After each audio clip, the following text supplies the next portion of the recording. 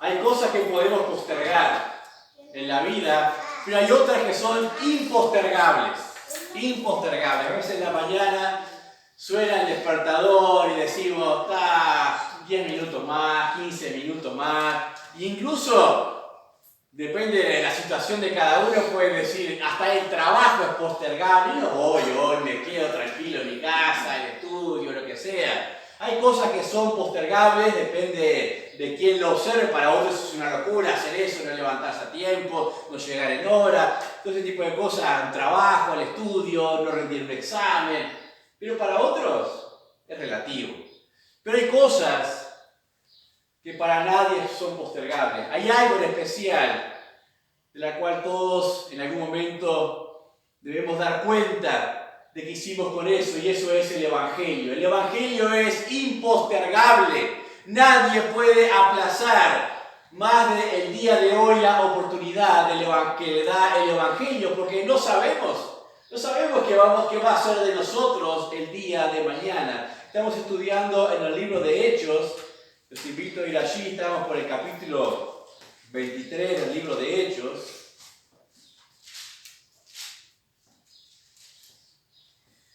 Terminamos el capítulo 23 y veíamos los dos pilares de la fortaleza del apóstol Pablo en medio de las tribulaciones, en medio de toda aquella persecución. Y era su identidad, quién soy, saber quién soy. Y la segunda base, fundamento, ¿cuál era? ¿Recuerdan? Domingo pasado. Integridad.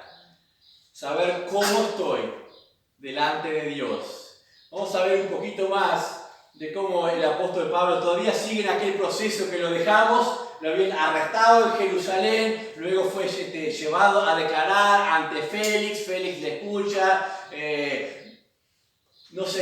no toma cartas en el asunto como un Pilato, se lava las manos, no encuentra delitos, no encuentra nada en sí de qué acusarle. Hay 40 hombres, que no lo vamos a leer en el capítulo 23, que hacen juramento y dicen, no vamos a comer hasta que le matemos.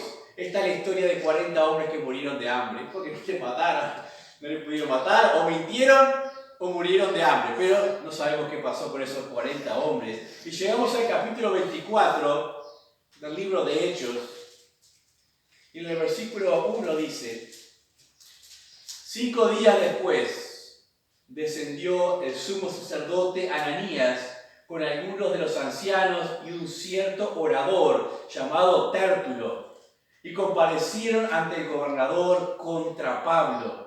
Y cuando éste fue llevado, Tértulo comenzó a acusarle. Y ahí viene todo un relato de lo que es la acusación que hace este Tértulo. Comparecieron ante el tribunal, pero ahora, claro, los líderes religiosos, cuando habían intentado formar el concilio para acusar a Pablo, se encontraron sin herramientas, porque Pablo dominaba la ley al dedillo, todas las cosas. Entonces no podían acusarle de nada, no encontraban huecos para meterse, pero en esta ocasión llevaron a un orador. Es un abogado, Tértulo, especialista en derechos para acusar de alguna manera, para exponer el caso de tal manera que se encontrase culpable a Pablo, ¿no? Quisieron armarle toda esa jugada, ¿no? Y salteamos todo lo que fue el proceso judicial, la defensa del apóstol Pablo, cuando dice, he subido a Jerusalén ya hace 12 días, a cumplir con los votos, me prendieron, etcétera, etcétera. Y llegamos al versículo 24.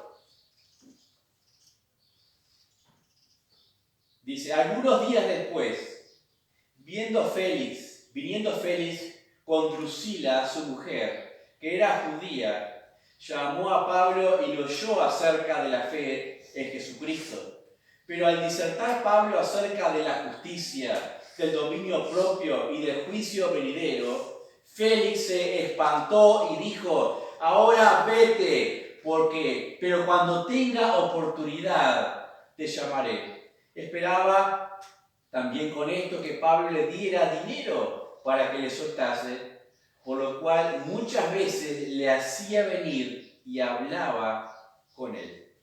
Pablo tuvo la oportunidad de exponer el Evangelio claramente, hablar de Jesucristo a Félix, el gobernador, y a su esposa Drusila. Pero quedó tan impresionado Félix con aquellas palabras que sin duda golpearon en su corazón, y sabemos que la palabra de Dios es como una espada de dos filos que penetra hasta lo más profundo del ser de cualquiera, aún de estos gobernantes, y estaba ahí escarbando en el corazón, en la conciencia de este hombre, y este hombre se espantó, porque realmente la palabra estaba llegando a él. ¿Y qué hace? Dice, postergó para otro día seguir el asunto. Dice que de vez en cuando le llamaba a venir para seguir hablando del asunto. Le interesaba, sabía que el asunto de Jesucristo tenía que ver con su vida también. No era ya un asunto de un juicio entre los líderes religiosos y Pablo. Había un asunto allí que también le pertenecía a él mismo. Pablo muy astutamente invierte las posiciones. Ahí estaban Félix, Drusila, como juzgando la situación, y Pablo acusado. Pablo les comienza a hablar de Dios, de la fe en Jesucristo, de la justicia, del dominio propio, del juicio venidero, y invierte la situación y pone a Félix, a Drusila y a los demás como acusados delante de Dios, y así se sintieron. Porque cuando les habla de dominio propio, les mete el dedo en la llaga, porque Drusila se había divorciado exclusivamente para casarse con Félix. Y era notoria la inmoralidad de este matrimonio, de esta familia. Entonces, claro, cuando les habla del dominio, Pablo conocía todas estas cosas, ¿no? Les habla del dominio propio, de la justicia, de que viene un juicio de parte de Dios. Entonces, claro que temen, se espantan. Quieren seguir oyendo, pero no quieren compromiso ninguno con aquellos que están escuchando. Pensaban esto y decía, ¿cuánto nos cuesta a nosotros a veces a la gente decirle que es pecadora? Que está errando. A veces pisamos como andando sobre cáscara de huevos para no romperlo, por si se ofenden, por si no se ofenden. Y yo digo, es mucho peor pretender llegar a Dios engañado que no llegar. Directamente no llegar. Porque qué triste es estar toda la vida como hacía Félix. De rato escucho un poco más, me interesa, pero no tomo ningún compromiso. Y a veces así está la gente, escucho un poco de Dios, escucho otro mensaje, escucho un devocional acá, pero un día llegarán a la puerta de los cielos y dirán, no te conozco. ¿Quién sos? ¿Quién sos? Y a veces porque nosotros no fuimos capaces de decirle, estás perdido. Estás perdido en tus pecados. Y hay una condenación real, esperando un juicio venidero, porque está establecido para los hombres que mueren una vez y después de esto el juicio. Dice Hebreos 9:27. Eso es impostergable. Es ineludible la responsabilidad que tenemos sobre nosotros mismos, de nuestras almas, y en relación al Evangelio del Señor Jesucristo. La gracia de Dios no es algo con lo que podamos jugar. No es algo que podamos añadir nada más a nuestros días para sentirnos un poco mejor, para sentirnos más alegres, para estar con otros. Dios es misericordioso, sí. Dios es misericordioso. Dios nos da muchas oportunidades de estar cara a cara con el Evangelio del Señor Jesucristo. Pero lo que no podemos decidir nosotros es cuál de todas esas oportunidades será la última. Eso es lo que no podemos decidir. Dios nos da muchas oportunidades. Lo que no puedo decidir es cuál es mi última oportunidad. Entonces, si la tienes, aprovecha. Si la tienes, aprovecha esa oportunidad. Pero ahora, ¿qué fue básicamente lo que obstaculizó a Félix? Dice en el versículo 26. Esperaba también con esto que Pablo le diera, miren, dinero para que le soltase, coima. Esperaba una coima para que le soltase de vez en cuando. Porque claro, Pablo había venido, recuerdan, desde su viaje por Asia a Jerusalén, había traído una gran ofrenda para los hermanos allí en Jerusalén y sus necesidades. Todo ese rumor se esparcería. Pablo tiene donde sacar dinero, Pablo podrá darnos dinero. Estaba la familia de Pablo también en ese lugar, la hermana de Pablo, hay un sobrino de Pablo también allí en juego que es usado por Dios para liberar a Pablo. O sea, Pablo solemos oír de él como alguien aislado, que no tiene familia. No, había familia en la vuelta. Un sobrino le ayuda, cuando escucha de un complot para matarle, para dar aviso. Entonces la hermana de Pablo manda al sobrino a la cárcel a hablar con Pablo, y Pablo le da instrucciones de lo que tiene que hacer, pero todo ese relato no se lo voy a leer, tienen que leer Hechos. A medida que avancemos en los capítulos, lean allí los capítulos, porque es mejor que mirar una telenovela, mirar una película, es adentrarse en todo ese desarrollo precioso que tenemos aquí en la palabra de Dios. Esperaba una colma, tenía su corazón atado a los bienes perecederos. Entonces ponía en la balanza su necesidad, que la vio clarita y se espantó, y también miraba su bolsillo y decía, bueno, voy a seguir preocupando por esto nada más, porque esto lo puedo postergar todavía un poco más. Dice en el versículo 27, pero al cabo de 2 años recibió Félix por sucesor a Poncio Festo, y queriendo Félix congraciarse con los judíos, dejó preso a Pablo. No podía acusarle, no podía obtener nada. 2 años, sin causa, inocente. Todos lo declaraban así, pero 2 años en una cárcel. ¿Cómo estaría el humor de Pablo?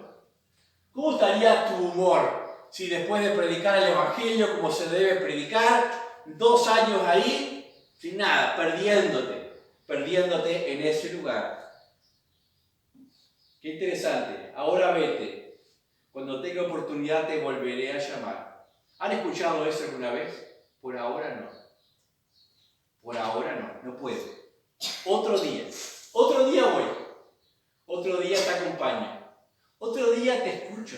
Otro día hago ese curso, ese discipulado. Otro día. Pero capaz que no existe después. Hoy es el día de salvación. Pero vamos a ver 3 casos. Este fue el primero, Félix. Tenemos a Festo. Ahí en el capítulo 25, los primeros versículos, que es el sucesor de Félix. Llegado pues Festo a la provincia, subió de Cesarea a Jerusalén 3 días después, y los principales sacerdotes y los más influyentes de los judíos se presentaron ante él contra Pablo y le rogaron, y pidiendo contra él como gracia que le hiciese traer a Jerusalén, preparando ellos una celada para matarle en el camino. Pero Festo respondió que Pablo estaba custodiado en Cesarea, a donde él mismo partiría en breve. Los que de vosotros puedan, dijo, desciendan conmigo, y si hay algún crimen en este hombre, acúsenle. Y deteniéndose entre ellos no más de 8 o 10 días, venido a Cesarea, al siguiente día se sentó en el tribunal y mandó que fuese traído Pablo. Orando llegó, le rodearon los judíos que habían venido de Jerusalén, presentando contra él muchas y graves acusaciones, las cuales no podían probar, alegando Pablo en su defensa: ni contra la ley de los judíos, ni contra el templo, ni contra César he pecado en nada. Y vemos la integridad de Pablo. Pero Festo, queriendo congraciarse con los judíos, respondiendo a Pablo, dijo: ¿quieres subir a Jerusalén y allá ser juzgado de estas cosas delante de mí? Pablo dijo: ante el tribunal de César estoy, donde debo ser juzgado. A los judíos no les he hecho ningún agravio, como tú sabes muy bien, porque si algún agravio o cosa alguna digna de muerte he hecho, no rehúso morir. Pero si nada hay de las cosas de que estos me acusan, nadie puede entregarme a ellos. A César apelo. Entonces Festo, habiendo hablado con el consejo, respondió: a César has apelado, a César irás. Aquí tenemos a Festo. Festo era otro de esos personajes de la política que se mueven de acuerdo a las conveniencias nada más, y quería tener todavía el agrado, la complacencia del resto de los judíos. entonces no iba obviamente a tomar cartas serias en el asunto, pero también tantea a Pablo por coima, cuando le dice ahí en el versículo 9, ¿quieres subir a Jerusalén y hayas juzgado de estas cosas? Sabía que Pablo, si Pablo iba a Jerusalén, lo mataban. Porque podían, sí, al acusar de haber introducido gentiles en el templo, tenían cartas para poder matarle, como ya lo habían intentado hacer anteriormente. Pero lo que hace con esto es, me están ofreciendo esto los judíos. ¿Qué me ofreces vos? Ahí está jugando. Jugando también con sus intereses personales. El versículo 9. Pero Pablo dice, apeló a César. Soy romano. Estoy en una corte romana, no le debo nada a los judíos, no he hecho nada contra ellos, y vio cómo venía la mano con Festo y dice, pues, ya perdí 2 años acá, si le sigo siguiendo el jueguito a Festo, puedo seguir acá adentro o puedo terminar si bien allí en Jerusalén. Entonces voy a apelar directamente a César. Dice el versículo 13, pasados algunos días, el rey Agripa y Berenice vinieron a Cesarea para saludar a Festo. Por su nuevo cargo, por su nueva posición, estaba el rey Agripa cumpliendo con este gesto, y cuando estuvieron allí muchos días, Festo expuso al rey la causa de Pablo, diciendo, un hombre ha sido dejado preso por Félix. Y ahí le consulta todos los demás detalles, ¿no? Y vamos al capítulo 26 para no leer todo el relato.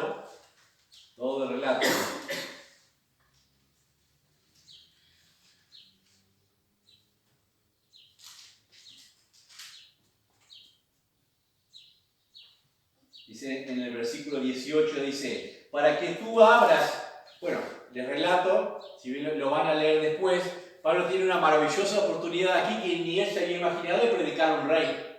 Al rey Agripa, nada menos, de exponer lo que era todo el evangelio, le expone de por qué estaba ahí, de qué le estaban acusando, cómo le habían encontrado, le expone todo en detalle lo que había sido su conversión, el comienzo del capítulo 26.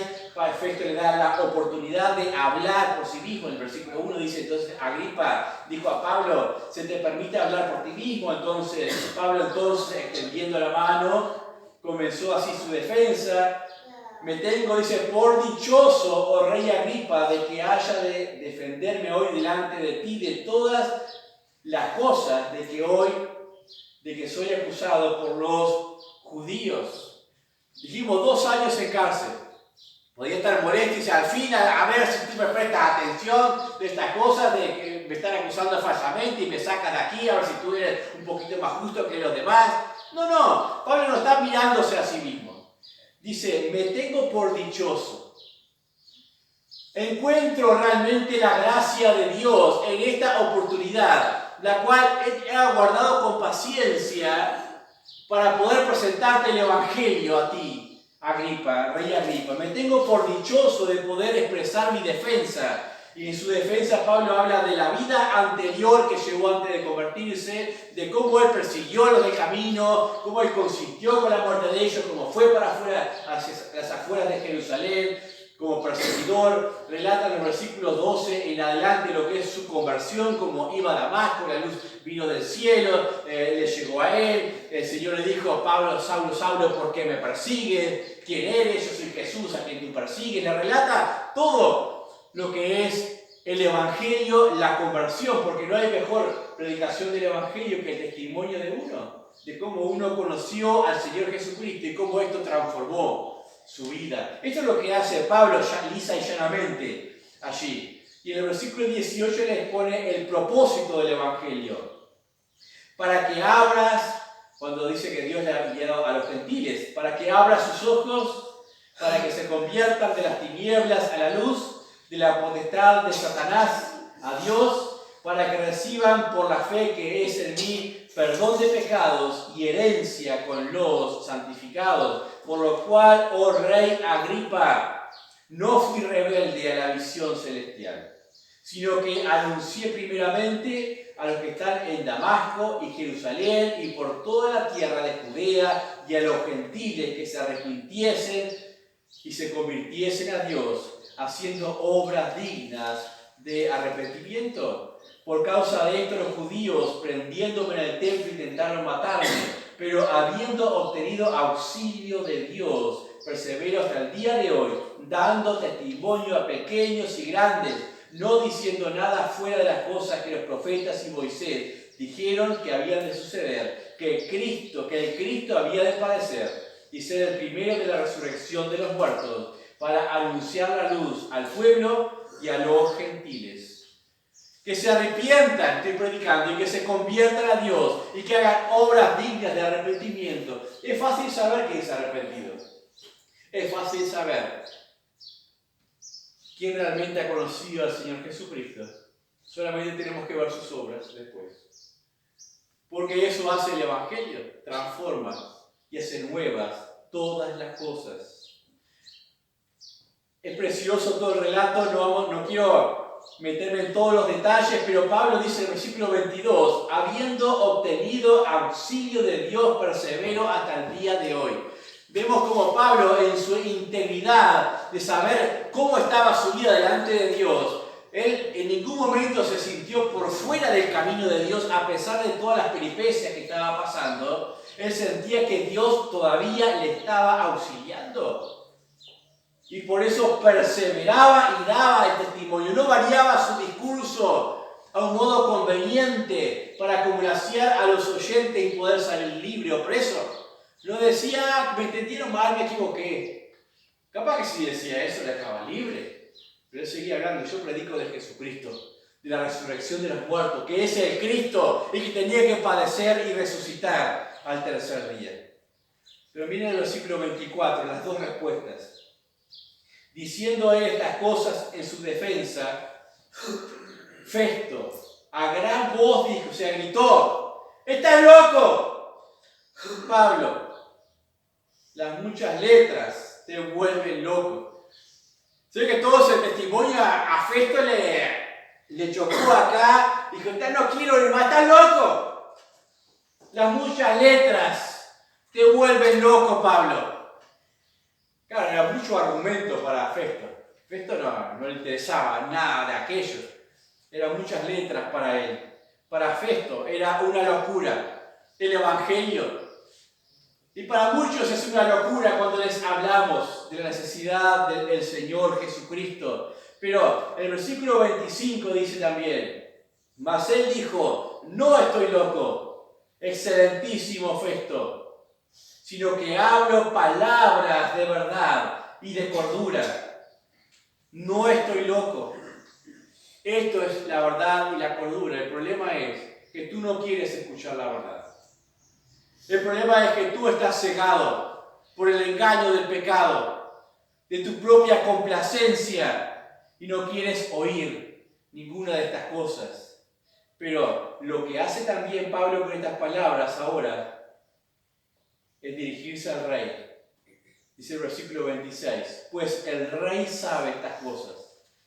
Para Festo, estas cosas son locura. Dice, el rey sabe estas cosas, que estaba allí presente. El rey sabe estas cosas delante de quien hablo con toda confianza, porque no pienso que ignora nada de esto, pues no se ha hecho esto en ningún rincón. Nada de lo que sucedió con Jesucristo se hizo a escondidas. Y el rey Agripas, ¿qué tiene que ver con todo esto el rey Agripas? Pablo está reclamándole ahora una decisión personal a este rey Agripas. Ahora tienes que decidir tú porque sabes que todo lo que digo es verdad. ¿Y por qué sabía que es verdad? Porque era hijo del Herodes que mató a Jacobo. Capítulo 12 del libro de Hechos.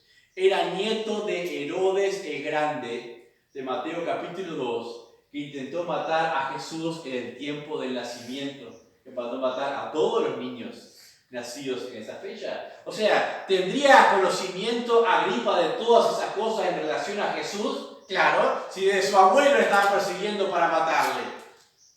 Su padre había matado a Jacob por predicar de Jesucristo y la resurrección de los muertos. Tenía acceso a toda la información, a todos los edictos. Claro que conocías. Tú sabes muy bien, Agripa, que de todas estas cosas que estoy hablando no son mentiras, no son locura. Festo capaz que puede decir eso, pero tú eres mi testigo ahora. Y sobre ti recae la responsabilidad de decir, es verdad. Es verdad que Jesús es el Cristo, que murió, que resucitó, porque tendría hasta los informes de la guardia de la resurrección del Señor Jesucristo, cuando se les pagó para que mintiesen. Tendría todos esos datos al alcance de la mano. Pero lo que también resalto, en este legado familiar, Dios no condenó a todo la sucesión de los Herodes. A cada una de sus líneas les dio la oportunidad de hacer algo con Cristo. Desde Herodes el Grande, Herodes que mató a Jacob y ahora a Agripa. Dios también no le está condenando por lo que hicieron sus antepasados. Tienes una oportunidad más, Agripa. Tienes una oportunidad más de ver esta verdad y hacer algo con respecto a Jesús. Es tu decisión ahora. Dice, en el versículo 27 le dice, ¿crees, oh rey Agripa, a los profetas? Yo sé que crees. Qué desafío, ¿no? Yo sé que crees a los profetas, y no podía decir que no tampoco. Yo sé que crees, pues se tiraba a todo después, a los judíos y a los líderes religiosos, allí en contra también. No podía decir eso para mantener el orden, pero Pablo les pone todas estas cosas. Y algo es cierto.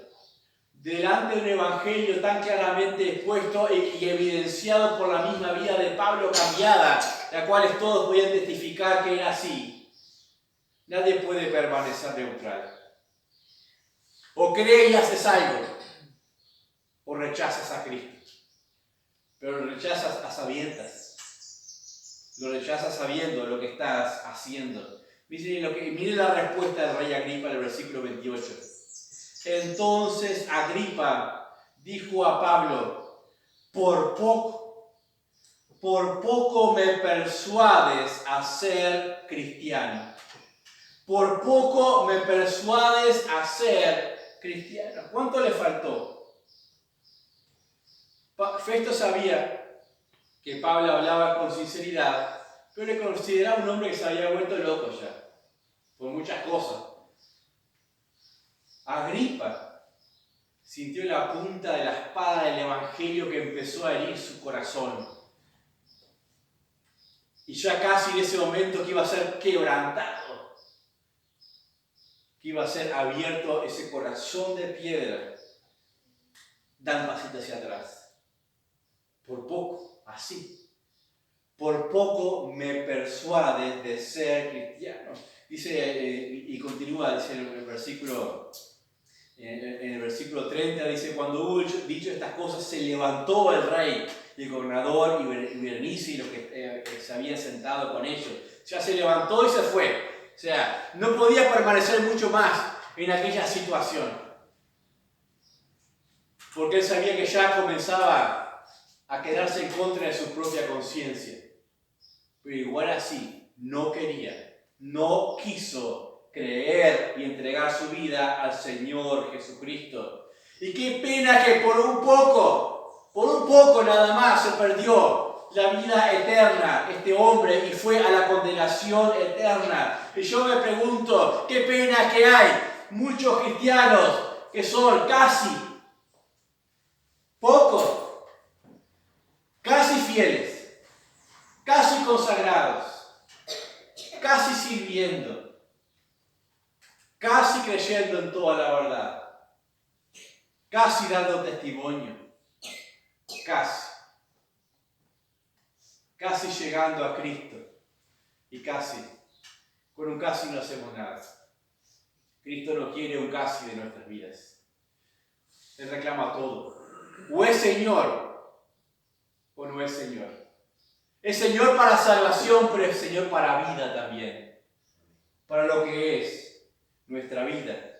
Pablo le dice, en el versículo 29, Pablo le dijo, quisiera Dios que por poco o por mucho, no solamente tú, sino también todos los que hoy me oyen, fuesen hechos tales cual soy yo. yo soy, excepto estas cadenas. No quiero que sufran, no quiero que estén con estas cadenas, pero quisiera Dios que por poco o por mucho fuesen como yo, salvados, redimidos, perdonados por Dios, por la sangre del Señor Jesucristo. Pero Agripa no estaba dispuesto a soltar su vida. Tenía mucho, entre comillas, que perder. Su posición, la vida social que llevaba, los privilegios. Todo el pueblo se le echaría en contra después. No estaba dispuesto a soltar su vida por causa de Cristo. ¿Y tú? ¿Estás dispuesto a soltar tu vida por causa del Señor Jesucristo? No desperdicies la oportunidad que tienes en esta hora. Me viene a la mente la escena de aquel hombre rico de Lucas capítulo 16 y Lázaro, que deseaba comer las migajas que caían de la mesa de aquel rico. Un día partieron los dos. Lázaro fue al seno de Abraham, al paraíso, y el rico descendió al Hades. Y allí estaba en medio de la tortura y miraba para arriba y veía y rogaba que vinieran y mandaran a Lázaro con un poquito de agua para mojar su boca, sus labios. Y el Señor le dice, no se puede pasar de aquí para allá. Ya ahora no hay tiempo. Ya has tomado tu decisión. Ah, pero se acordó. Tengo a mis parientes todavía que no están acá. Todavía están vivos. Ve, envíales a alguien. Y le dice, ya tienen a los profetas. Tienen la palabra. Tienen lo que está escrito. Tienen lo que se les ha anunciado. Tienen que creer lo que está escrito. No se les va a aparecer un ángel y les va a agarrar de la solapa y les va a decir, tienes que creer. No va a suceder eso. Tienes que creer que esto es la palabra de Dios y lo que dice es verdad, que el Evangelio del Señor Jesucristo es verdad. Un versículo más, pasaje más, como ejemplo nada más en Marcos, capítulo 12, Marcos 12, 32. Dice, entonces el escriba le dijo, bien, maestro, ¿verdad? Has dicho que uno es Dios y no hay otro fuera de Él. Y el amarle con todo el corazón y con todo el entendimiento y con toda el alma y con todas las fuerzas y amar al prójimo como a uno mismo es más que todos los holocaustos y sacrificios.